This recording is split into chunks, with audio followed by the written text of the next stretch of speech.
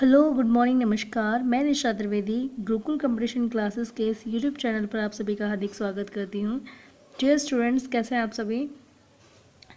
So we were doing our third chapter of history, that name was ruling the countryside. तो हमने पढ़ा कि किस तरीके से कंपनी को बंगाल की दीवानी मिल जाती है और उसके बाद कंपनी यहीं से गुड्स को परचेज करती है और यहीं से रेवेन्यू कलेक्ट करती है। ठीक है, जिस रेवेन्यू को यहाँ से कलेक्ट करती है उसी से यहाँ पे गुड्स को परचेज करती है और ब्रिटेन में सप्लाई करती है, ब्रिटेन में एक्सपोर्ट करती है।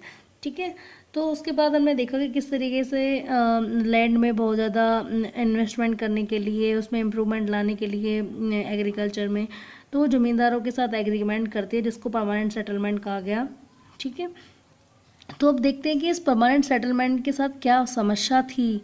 उन समस्याओं को जिक्र करते हैं कि उसके बाद कौन सी वो परेशानियां आती हैं जिनकी वजह से परमानेंट सेटलमेंट को हटा करके एक नई व्यवस्था को डिवाइज करने की ज़रूरत पड़ती है। उसी को पढ़ेंगे अब हम कि इसके साथ प्रॉब्लम क्या थी परमानेंट सेटलमेंट के साथ। ठीक है, द परमानेंट सेटलमेंट स्थायी बंदोबस्त how ever created problem company officials. हालांकि स्थायी बंदोबस्त से भी बहुत सारी परेशानियां खड़ी हुई। Company officials soon discovered that the zamindars were in fact not investing in the improvement of land।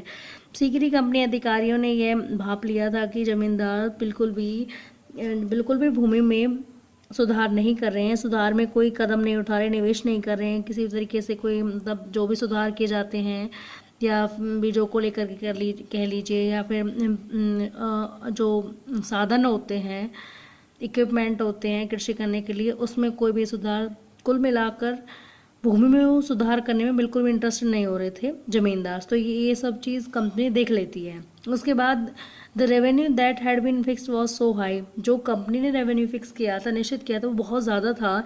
That the zamindars found it difficult to pay, कि इतना ज़्यादा था कि जमींदार इसे पाने में कठिनाई महसूस कर रहे थे। ठीक है, anyone who failed to pay the revenue loss जमींदारी। कोई भी जमींदार अगर रेवेन्यू अदा नहीं करता है तो उसकी जमींदारी उससे छीन ली जाती थी। Numerous zamindaris were sold off at auctions organised by the company.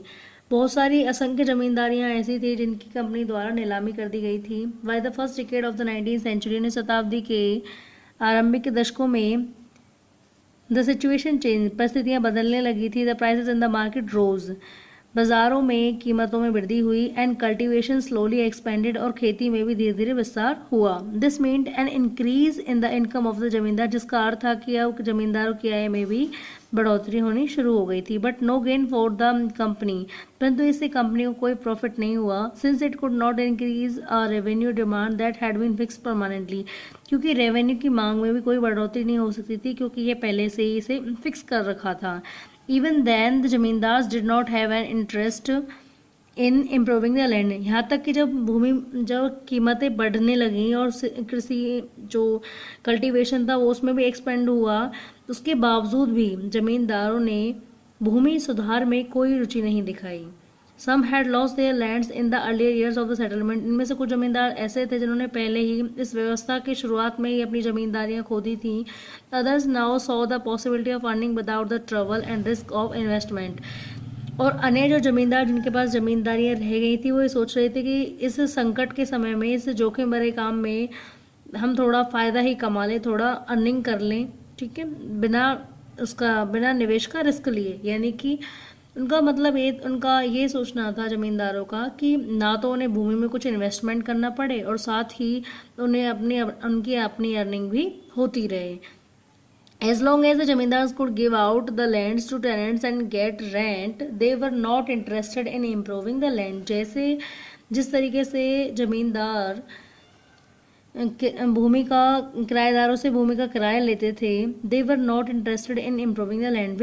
उस समय वे भूमि में बेहतर सुधार करने के प्रति रुचि नहीं थी उनकी। ठीक है, तो कहने का मीन्स ये है स्टूडेंट्स कि जमींदार तो किराएदारों से किराया ले लेता था। ठीक है, ले लेता था। उसके बाद उसको जो निवेश करना था भूमि में, उसको बहुत ज़्यादा अच्छे तरीके से कृषि योग्य भूमि बनाना था, उसमें सुधार करना था, जो भी ज़रूरी था, जो भी स्टेप उठाए जाने थे, उनको करने में बिल्कुल भी इंटरेस्टेड नहीं था। उससे सिर्फ ये मतलब था कि उसे प्रोडक्शन अच्छा होगा तो ठीक है, उससे लिया उसको कंपनी को दिया, उस प्रोडक्शन से जो भी पैसा आया उसको रेवेन्यू निकाल करके कंपनी को दे दिया, उसके बाद जो मुनाफा उसे हुआ वो उसके अपने हिस्से में आ गया बस, तो उसे इन्वेस्टमेंट से कोई मतलब नहीं था। ऑन द अदर हैंड इसके विपरीत इन द विलेजेस, गाँव में the cultivator found the system extremely oppressive, गांव के किसान इस व्यवस्था को बहुत ही दमनकारी मानने लगे थे, क्योंकि उन्हें ये जो व्यवस्था थी स्थायी परमानेंट सेटलमेंट, स्थायी बंदोबस्त बहुत ही दमनकारी लगी। The rent he paid to the zamindar was high, जिस रेंट को वो जमींदार को अदा करते थे वो बहुत ज़्यादा था। And his right on the land was insecure, और उनका जो भूमि पर अधिकार था वो भी असुरक्षित था, कभी भी उनसे उनकी भूमि छीनी जा सकती थी। To pay the rent he had to often take a loan from the money lender, जब भी उन्हें ऋण को अदा करना था, जब उन्हें ऋण चुकाना पड़ता था तो इसके लिए उन्हें अलग से ऋण साहूकारों से लेना पड़ता था। यानी कि द पे द रेंट, जब उन्हें रेंट चुकाना होता था, किराया चुकाना होता था, तो उसके लिए उन्हें साहूकारों से कर्जा लेना पड़ता था। And when he fail to pay the rent, और जब वे इस किराए को चुकाने में असमर्थ होते, he was evicted from the land, तो उन्हें उनकी भूमि से बेदखल कर दिया जाता। He had cultivated for generations, यानी कि जिस भूमि पर वो सदियों से अपने पीढ़ी के लिए खेती करते आ रहे थे, उसी भूमि से उनको बेदखल कर दिया जाता था। A new system is devised, तो एक नई व्यवस्था को निकाला गया, एक नई व्यवस्था पर विचार किया गया। By the early 19th century many of the company officials were convinced that the system of revenue had to be changed again, तो 19वीं शताब्दी के आरंभिक वर्षों में कंपनी अधिकारियों ने को ये विश्वास होने लगा था कि रेवेन्यू व्यवस्था को जो ये चल रही है परमानेंट सेटलमेंट, इसमें बदलाव दोबारा से करने की जरूरत है। How could revenues be fix permanently at a time when the company needed more money to meet its expenses of administration and trade.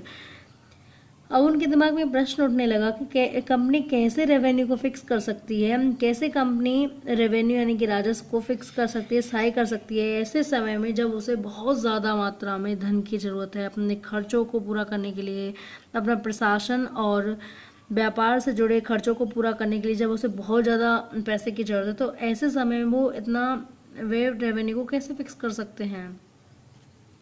In the north western provinces of the Bengal presidency, यानी कि Bengal presidency के उत्तर पश्चिमी क्षेत्रों में, most of this area is now in Uttar Pradesh, यानी कि ये जो एरिया वर्तमान समय में उत्तर प्रदेश में आता है, इसका अधिकतर इलाका।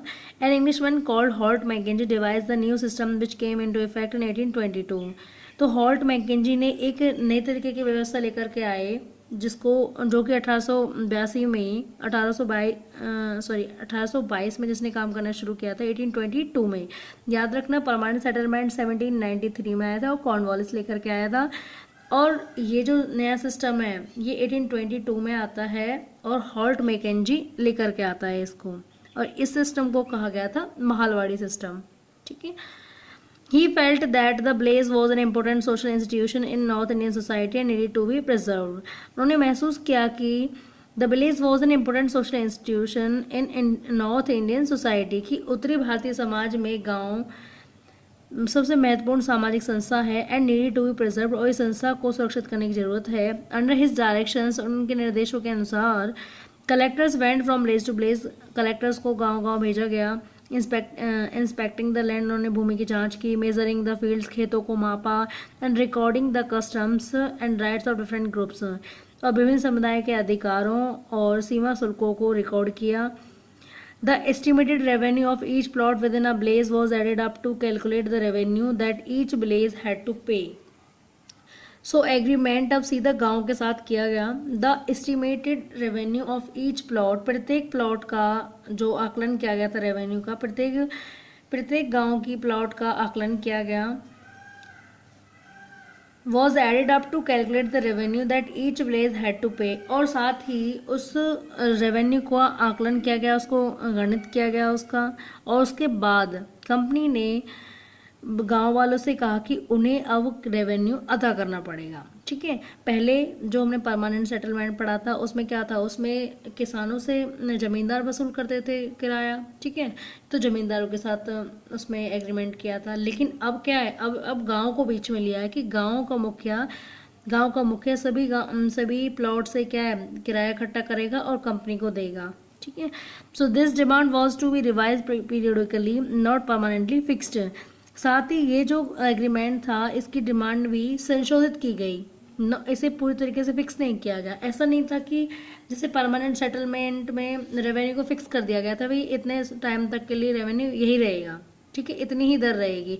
लेकिन इस सिस्टम में फिक्स नहीं किया गया था। इस सिस्टम में कुछ चीज़ फिक्स नहीं थी। ये जब तक अंग्रेज नहीं कहते तब तक इतना रहेगा, अगर उन्होंने कहा कि हमें और बढ़ाना है तो ये बाद में बढ़ाया जा सकता था, तो इसलिए ये परमानेंट नहीं था। The charge of collecting the revenue and playing it to the company was given to the village headman. The charge of collecting the revenue को इकट्ठा करने का जो कार्यभार था, एंड पेइंग इट, और इसको अदा करने की जिम्मेदारी गांव के मुखिया को सौंपी गई, रेदर देन द जमींदार, ना कि जमींदार को। तो जमींदार के विपरीत अब किसको सौंप दी गई थी, गांव के मुखिया को जिम्मेदारी सौंप दी गई। This system came to known as the Mahalwari settlement. तो इस व्यवस्था को माहलवाड़ी व्यवस्था के नाम से जाना गया। देखो हमने दो सेटलमेंट्स पढ़े अब तक, एक तो परमानेंट सेटलमेंट, दूसरा माहलवाड़ी सेटलमेंट। ठीक है। जो परमानेंट सेटलमेंट था, स्थायी बंदोबस्त था, वो 1793 में उसे कौन लेकर के आया था, लॉर्ड कॉर्नवालिस लेकर के आया था, और उसमें जमींदारों के साथ कॉन्ट्रैक्ट किया गया था कि जमींदार किराया किससे वसूलेगा, पेजेंट से वसूलेगा और उसके बाद कंपनी को देगा। ठीक है। इस मालवाड़ी सिस्टम में क्या होता है, इसमें गांव के मुखिया के साथ एग्रीमेंट किया गया कि गांव का मुखिया प्रत्येक प्लॉट से रेवेन्यू लेकर के आएगा और कंपनी को अदा करेगा। याद रखना, ये जो मालवाड़ी सेटलमेंट है इसको कौन लेकर के आया था, इसको हॉल्ट मैकेंजी लेकर के आए थे 1822 में। तो हॉल्ट मैकेंजी लेकर के आया था मालवाड़ी सिस्टम को 1822 में। ठीक है। So I am stopping here this video. Thank you so much for watching this video. Please do comment, like, share and subscribe my channel also. Thank you so much.